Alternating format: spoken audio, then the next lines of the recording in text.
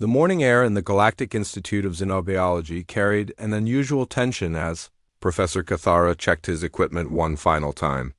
The tall reptilian academic had spent the better part of 6 months arranging for today's demonstration, and his scaled hands trembled slightly as he verified the containment field settings. Behind the shimmering energy barrier stood a creature that had haunted nightmares across 17 different star systems, the Ravenclaw. Measured 3 meters in height and was covered in obsidian scales that seemed to absorb light rather than reflect it. Its eyes burned with an intelligence that made even seasoned researchers uncomfortable, and its claws could slice through reinforced steel as easily as paper.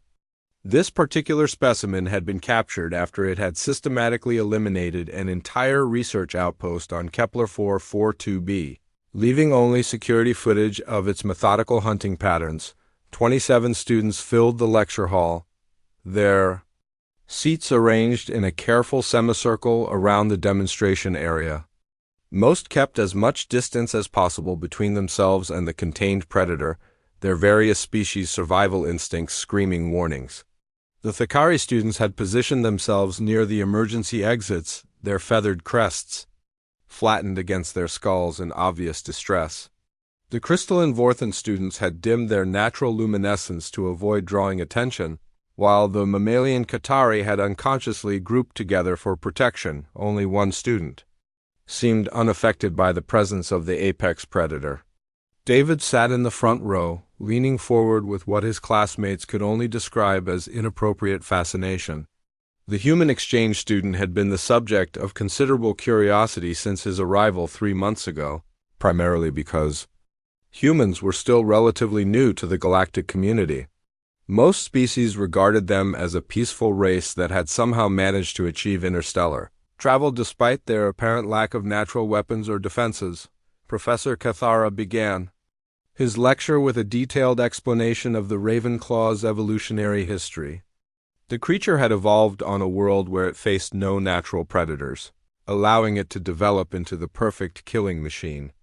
Its sensory capabilities were extraordinary, able to detect the electromagnetic signatures of a beating heart from over a kilometer away. Its reflexes were faster than most species could even perceive, and its intelligence rivaled that of many sapient races. The Ravenclaw paced within its containment field, occasionally pausing to study the assembled students with those burning eyes. Several times during the lecture, it seemed to focus on specific individuals, causing them to shift uncomfortably in their seats. The creature's movements were fluid and purposeful, never wasting energy on unnecessary actions. Every step, every turn of its massive head spoke of millions of years of evolutionary refinement. Professor Cathara was in the middle of explaining the predator's hunting strategies when the first warning light appeared on his control panel. The containment field was experiencing minor fluctuations. Nothing serious according to the readings, but enough to make him pause and check the backup systems. He assured his students that everything was functioning normally and continued with his demonstration. The Ravenclaw had been captured using a specially designed trap that exploited its territorial instincts. Researchers had placed a device that mimicked the electromagnetic signature of injured prey in an area the creature was known to frequent. When the predator approached to investigate, it triggered a containment field that had been calibrated specifically for its physiology. The entire operation had required a team of 50 specialists and cost more than most planets' annual defense budgets. As Professor Cathara described the creature's sensory capabilities, he noticed that David had pulled out a small recording device and was making notes. The humans seemed to be paying particular attention to the sections about the Ravenclaw's body language and vocalizations. When the professor mentioned that the creature used specific postures to communicate with others of its kind, David had leaned forward even further, his eyes never leaving the pacing predator. The lecture continued for another 20 minutes, with Professor Cathara covering everything from the creature's dietary requirements to its complex social structures. Despite popular belief, Ravenclaws were not mindless killers but intelligent hunters that operated according to sophisticated behavioral patterns. They were capable of planning, problem-solving, and even what some researchers believed might be rudimentary tool used. It was during the question and answer session that disaster struck. A student from the back row had asked about the creature's reaction to different types of electromagnetic interference when the containment field began to flicker. The shimmering barrier that held the galaxy's most feared predator wavered once, then twice before stabilizing. Professor Cathara immediately moved to his control panel, but before he could take corrective action, the field collapsed entirely. The Ravenclaw froze for a moment, as if it couldn't quite believe what had happened. Then its massive head turned toward the assembled students, and those burning eyes began to sweep across the room. The creature's posture shifted from the casual pacing it had displayed while contained to something far more predatory. Its claws extended, and a low rumbling sound emerged from its throat. Panic erupted in the lecture hall as students scrambled for the exits. Chairs overturned as the various species' flight responses kicked in simultaneously. The Thakari students let out high-pitched alarm calls while the Vorthan students began flashing in rapid, panicked patterns. The Ketari students moved as a group toward the nearest exit, their natural pack instincts taking over. Professor Cathara's hands shook as he reached for the emergency beacon, but his fine motor control had been compromised by the surge of adrenaline flooding his system. The beacon slipped from his grasp and clattered to the floor, its activation button just out of reach. He could hear the sound of the Ravenclaw's claws clicking against the floor as it began to move toward the fleeing students. In all the chaos and confusion, nobody noticed that one student hadn't moved from his seat. David remained perfectly still in the front row, his recording device still running, his eyes locked on the approaching predator with an intensity that seemed to match the creature's own predatory focus. The Ravenclaw took one step forward, then another, its massive form moving with the fluid grace that had made it the apex predator of its world. The creature was now only 3 meters away from the motionless human, close enough that David could see the intricate patterns in its obsidian scales and smell the musky scent of its breath. It was then that something extraordinary happened, something that would change everything the galactic community thought they knew about both predators and humans. The Ravenclaw stopped mid-stride, its head tilting slightly as it studied the strange creature that neither fled nor showed obvious signs of fear. The lecture hall had fallen into an eerie silence that seemed to press against the walls like a living thing. The only sounds were the Ravenclaw's deep, measured breathing and the distant echoes of fleeing students in the corridors beyond. David remained seated, his posture relaxed but alert, his gaze never wavering from the massive predator that stood before him. The creature, for its part, seemed genuinely puzzled by this strange being that refused to follow the expected patterns of prey behavior. Professor Cathara had finally managed to retrieve the emergency beacon from where it had fallen, but he found himself unable to activate it. Something about the scene unfolding before him held him transfixed. In 30 years of studying predator behavior across dozens of worlds, he had never witnessed anything quite like this. The Ravenclaw was clearly aware of David's presence, its nostrils flaring as it processed the human scent, but it made no aggressive moves toward him. The predator's head tilted further to one side, almost like a curious pet examining something it had never seen before. Its burning eyes remained fixed on David, but the aggressive posture it had adopted when the containment field failed began to shift subtly. The creature's claws retracted slightly, and the low rumbling sound from its throat changed pitch. Becoming less threatening and more inquisitive, David slowly stood up, his movements deliberate and controlled.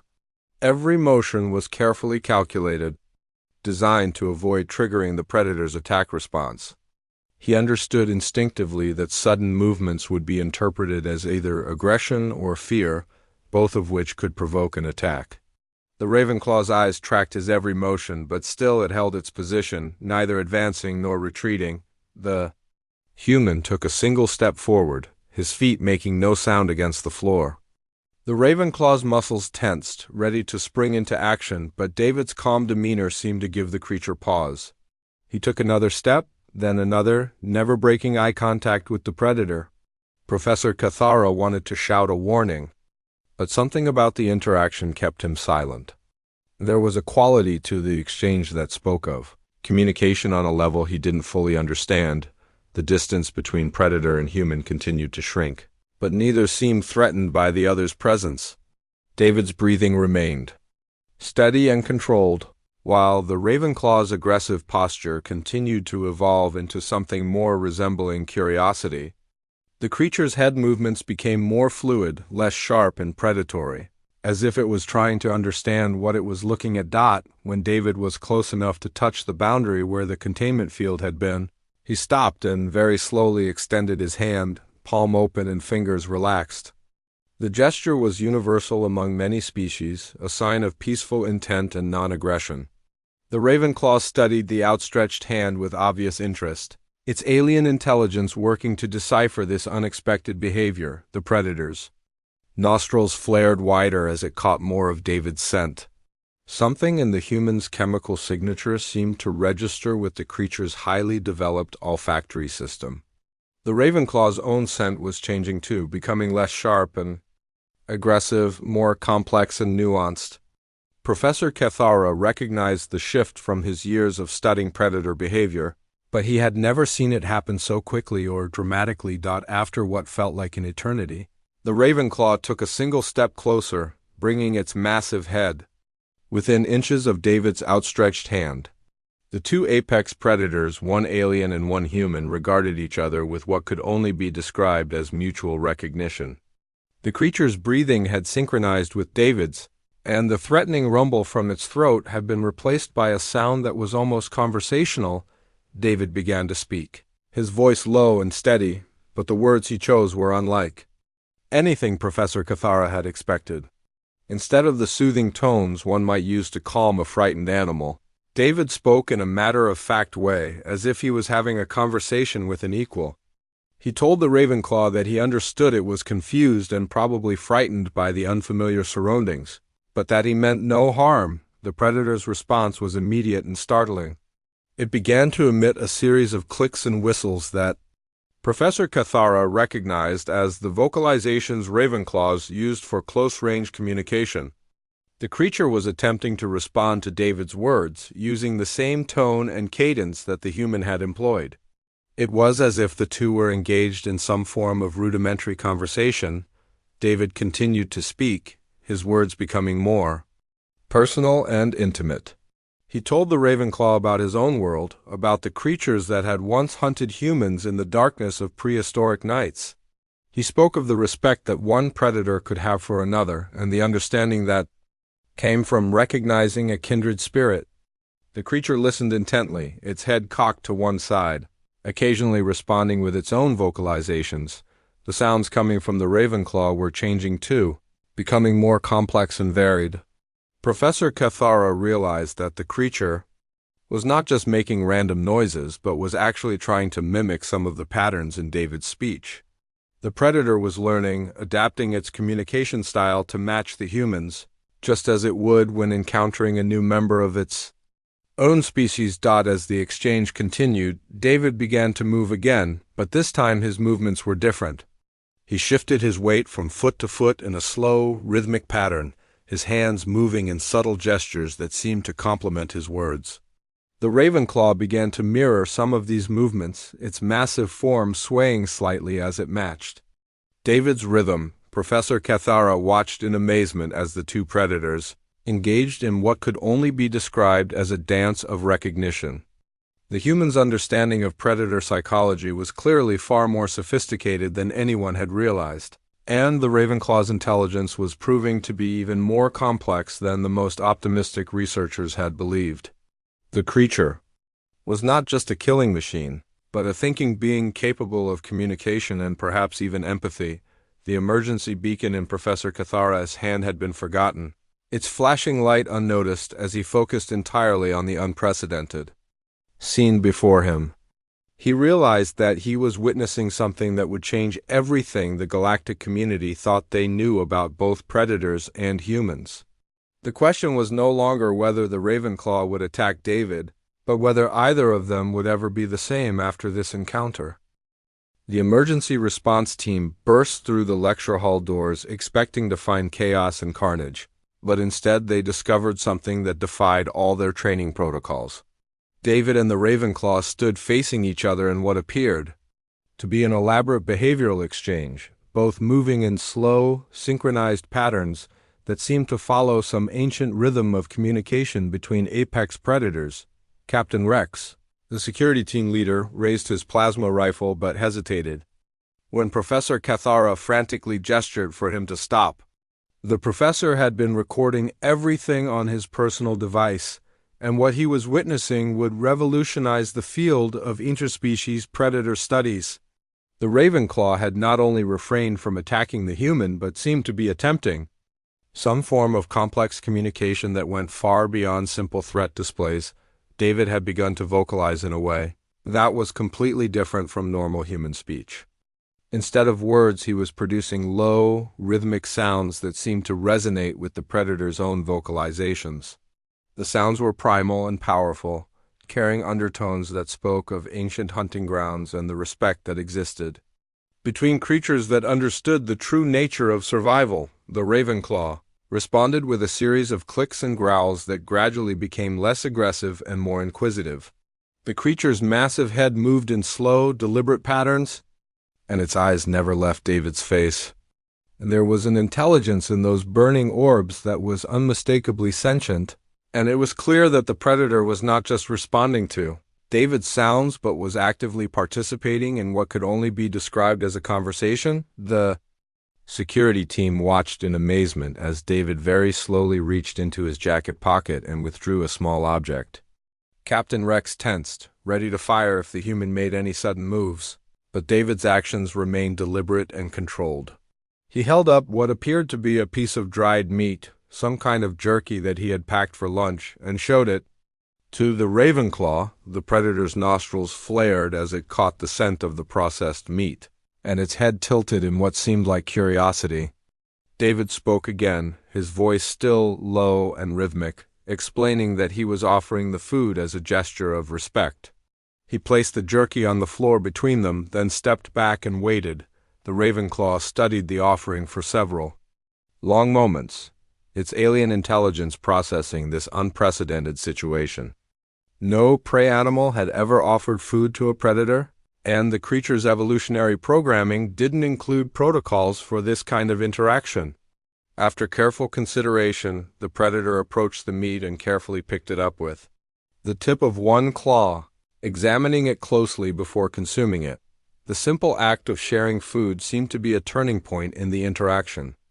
The Ravenclaw's entire demeanor shifted, and it began to emit a low rumbling sound that Professor Cathara recognized as a vocalization often heard between pack members. The creature was treating David not as prey or threat, but as a fellow predator, deserving of respect and recognition. David responded by producing his own version of the rumbling sound, his human vocal cords managing to approximate the predator's communication. The Ravenclaw's eyes widened slightly, and it moved closer to the human, its massive form now radiating curiosity rather than menace. The creature extended its head toward David, stopping just short of actual contact, and the human responded by slowly extending his own hand toward the predator's snout. The moment when David's palm made contact with the Ravenclaw's scales was electric. Both creatures froze, processing the sensation of touching another apex predator without aggression or fear. The Ravenclaw's scales were warm and surprisingly smooth, while David's hand was steady and confident. For a brief moment, too completely. Different evolutionary paths had converged in mutual recognition. Captain Rex lowered his weapon slightly, but his finger remained near the trigger. The scene before him was unprecedented in galactic history, and he wasn't sure whether he was witnessing the beginning of a new era in interspecies relations or about to watch a human being torn apart by one of the most dangerous predators in known space.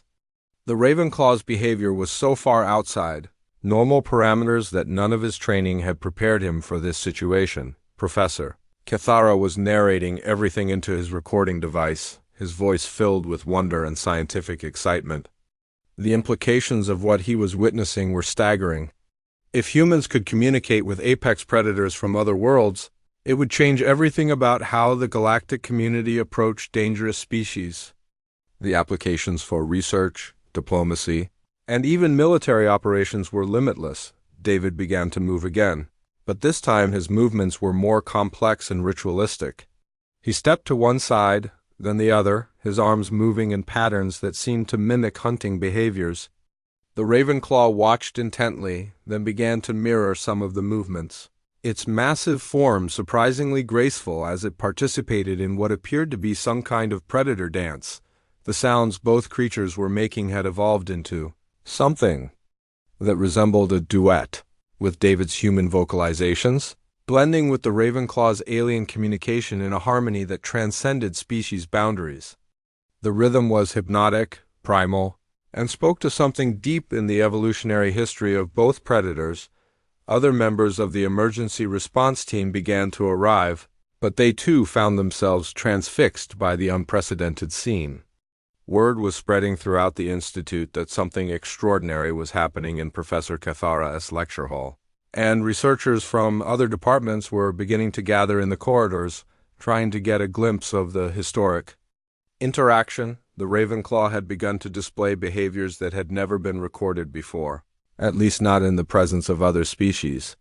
It was showing David the same respect and recognition that it would normally reserve for other members of its own kind. The creature's body language had completely transformed from the aggressive posture it had adopted when first freed from containment to something that could only be described as acceptance. David seemed to understand exactly what was happening, responding to the Ravenclaw's cues with an intuitive grasp of predator psychology that amazed everyone present.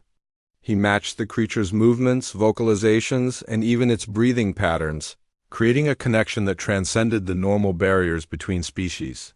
The interaction continued for nearly an hour, with both predators engaged in increasingly complex behavioral exchanges. Professor Cathara realized that he was witnessing the birth of a new field of study, one that would require completely rethinking everything the galactic community thought they knew about predator behavior and interspecies communication. The human had demonstrated capabilities that no one had suspected his species possessed, and the Ravenclaw had shown an intelligence and adaptability that exceeded even the most optimistic projections. News of the incident spread through the Galactic Institute like wildfire, and within hours, representatives from multiple species had arrived to witness the unprecedented interaction between human and Ravenclaw. David found himself at the center of a media storm, fielding questions from researchers, journalists, and government officials who were struggling to understand how a member of what they considered a peaceful species had managed to establish communication with a creature that even trained xenobiologists approached with extreme caution. The lecture hall had been converted into an impromptu research facility, with recording equipment and monitoring devices positioned at every angle. The Ravenclaw had been convinced to return to a modified containment field, but the barriers were now more symbolic than practical. The creature showed no inclination to leave the area where it had made contact with David, and its behavior remained calm and cooperative. Ambassador Theron, the Galactic Council's representative for dangerous species protocols, arrived with a team of experts and immediately began questioning David about his methods. The ambassador was a tall, slender being from the Altarian system, known for their logical approach to problem-solving and their complete inability to understand concepts that didn't fit into established scientific frameworks. David's explanation sent ripples of unease through the assembled crowd. The answer, he told them, lay in recognizing what the Ravenclaw truly was, not a mindless killing machine as most species believed, but an intelligent predator operating according to its own complex social and behavioral codes. Humans, he noted with a slight smile that made several observers uncomfortable, had some experience with predators, having evolved alongside them for millions of years on Earth. The key to the interaction, David explained, was not to show fear or aggression, but to demonstrate that you were also a predator worthy of respect. The Ravenclaw had recognized something in David that it had never encountered in other species, the scent and behavior patterns of another apex predator.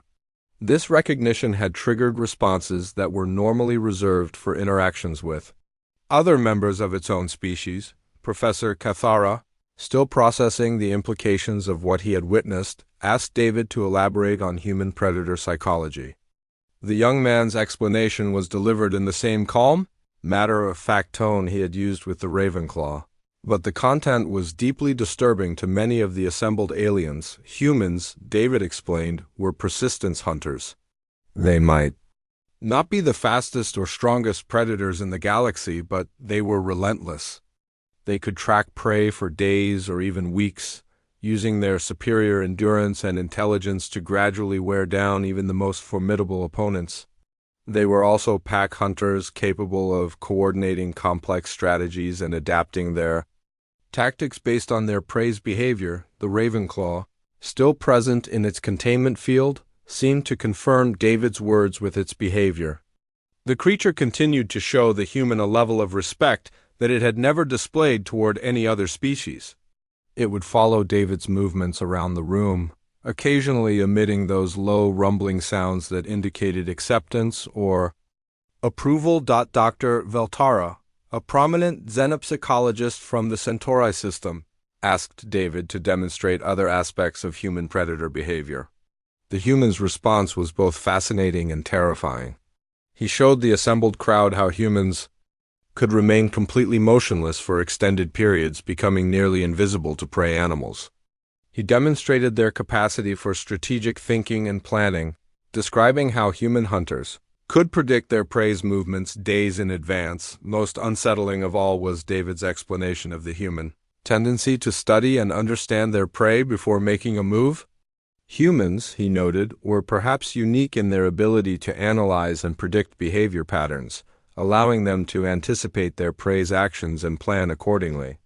This psychological approach to hunting had allowed humans to become successful predators despite their physical limitations. The assembled academics began to realize that perhaps they had fundamentally misunderstood humanity's place in the galactic ecosystem. The image of humans as a peaceful, relatively harmless species began to crumble as David continued his explanation. They were indeed peaceful, but that peace was a choice, not a limitation. Ambassador Theron was particularly disturbed by David's casual mention of human pack-hunting behaviors. The idea that humans could coordinate their actions across large groups, sharing information and adapting their strategies in real time, suggested a level of predatory sophistication that exceeded even the most advanced military units of other species. David seemed to sense the discomfort his explanations were causing, and he tried to reassure the assembled crowd. Humans, he explained, had evolved beyond their purely predatory instincts. They had developed complex social structures, moral codes, and ethical frameworks that governed their behavior. The predatory capabilities were still there, but they were now used for protection, exploration, and understanding rather than simple survival. The Ravenclaw's continued acceptance of David seemed to validate his explanations. The creature had recognized a kindred spirit, another intelligent predator that understood the fundamental rules of survival. The recognition had triggered a response that was normally reserved for social interactions within its own species. As the day wore on, more researchers arrived to study the interaction. Behavioral psychologists, evolutionary biologists, and military strategists all wanted to understand the implications of what they were witnessing. The event was being recorded from multiple angles, and the data would likely be analyzed for years to come. David found himself answering increasingly complex questions about human evolution, psychology, and social behavior.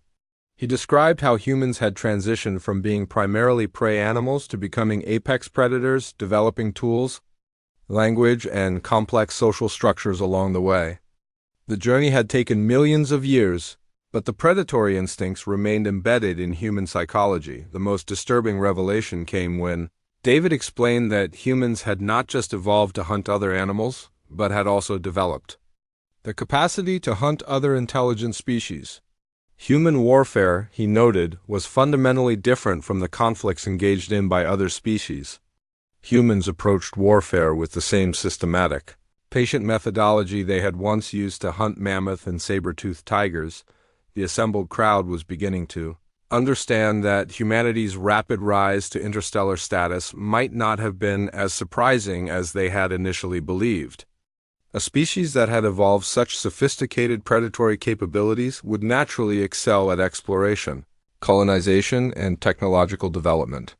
The same instincts that had made them successful hunters had also made them successful explorers and innovators. As the evening approached, the Ravenclaw began to show signs of fatigue, but it remained focused on David's presence. The creature had formed what could only be described as a bond with the human, recognizing him as an equal in ways that transcended species boundaries. The interaction had changed both of them, creating a connection that would have profound implications for the future of interspecies relations. The events at the Galactic Institute marked a fundamental shift in how the galactic community viewed humanity and their place in the greater cosmos. The image of humans as a peaceful, relatively harmless species gave way to a more complex understanding of a people who had chosen peace not from weakness, but from a position of strength that few other species had recognized. David's interaction with the Ravenclaw became the most studied event in xenobiological history. The footage was analyzed frame by frame, with researchers from dozens of species trying to understand exactly how the human had managed to establish such a profound connection with one of the galaxy's most feared predators. The implications stretched far beyond simple academic interest, touching on everything from diplomatic protocols to military strategy. The Ravenclaw itself had become something of a celebrity, though it remained focused primarily on David's presence. The creature had been moved to a specialized facility where it could be studied in more comfortable surroundings, but it consistently showed signs of distress when separated from the human for extended periods.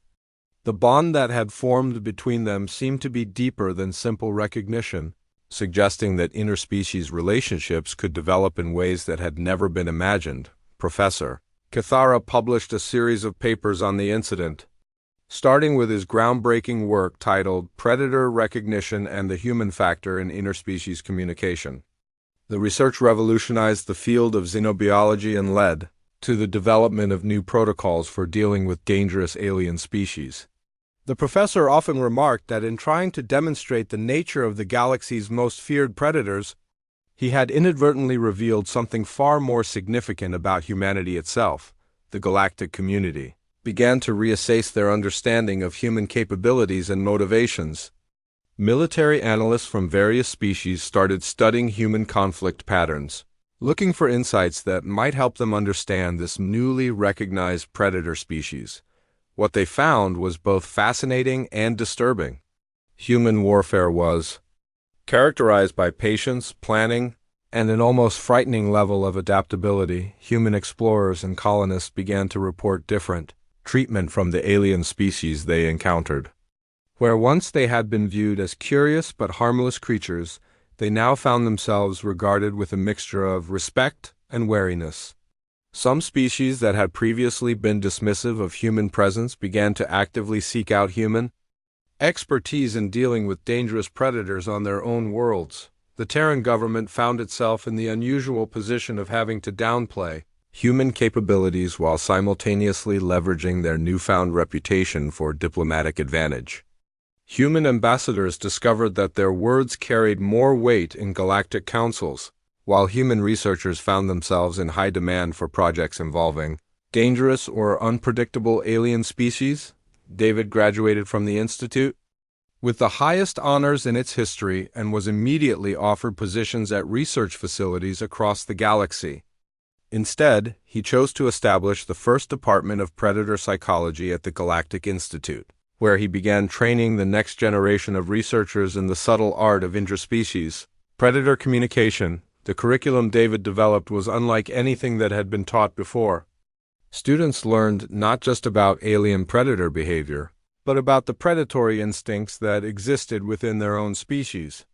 The program attracted students from across the galaxy, including many who had previously been terrified of predator species but were now eager to understand them. The Ravenclaw that had started it all remained at the Institute, serving as both research subject and teaching assistant. The creature had learned to interact with other species as well, though never with the same level of connection it maintained with David. It became a living demonstration of the intelligence and adaptability that existed within even the most feared predators, other research programs began to explore whether David's methods could be applied to different types of dangerous alien species. Early results were promising, with human researchers managing to establish communication with several other predator species that had previously been considered impossible to study safely. The techniques developed at the Institute began to spread throughout the galaxy, changing how dangerous species were approached and understood. The long-term implications of the incident continued to unfold over the following years. Trade relationships between human colonies and alien worlds began to shift as other species recognized the value of human expertise in dealing with dangerous wildlife. Human security consultants found themselves in demand for protecting alien settlements from predator attacks. The military applications of human predator psychology became a subject of intense debate in galactic councils. Some species argued that humans should be restricted from certain types of weapons research, while others sought to ally themselves with humanity in hopes of gaining access to their unique capabilities. The balance of power in the galaxy began to shift as the true nature of human abilities became more widely understood. David's teaching methods produced a new generation of researchers who understood that the key to dealing with dangerous species was not to fight them, but to understand them.